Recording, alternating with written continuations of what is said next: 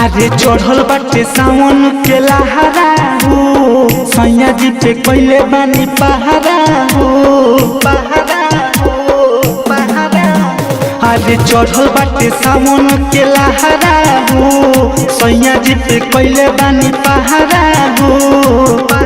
तब गजली होले सखी बोले बम में घाटारे गाजा पियले बा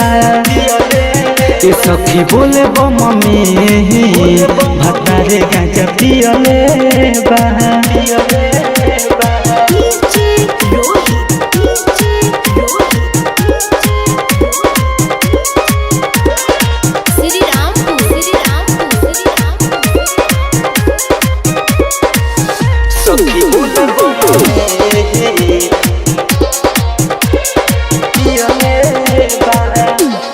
पिया के चिन्ता न बाटे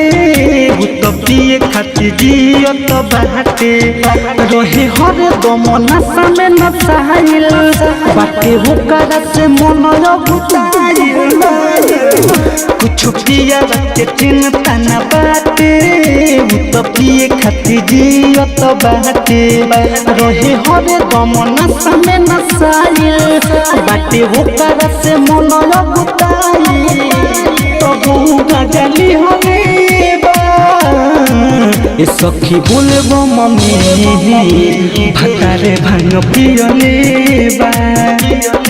ए सखी बोले बम में भतारे भांग पियले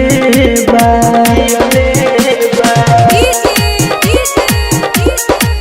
mix by Sharma recording studio Jadavpur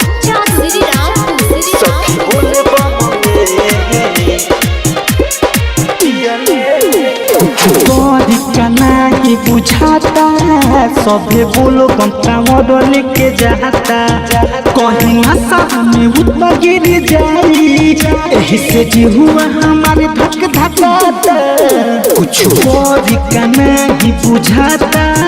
सभे बोलो गमता मॉडल के जाता कहीं आशा हमें उतना गिर जाई यही से जी हुआ हमारो डराता बहुत दुख दिले बा ये सखी देव घर में भतार भांग घिचले बा ये बम देव घर में भतार भांग पियले बा बम देव घर में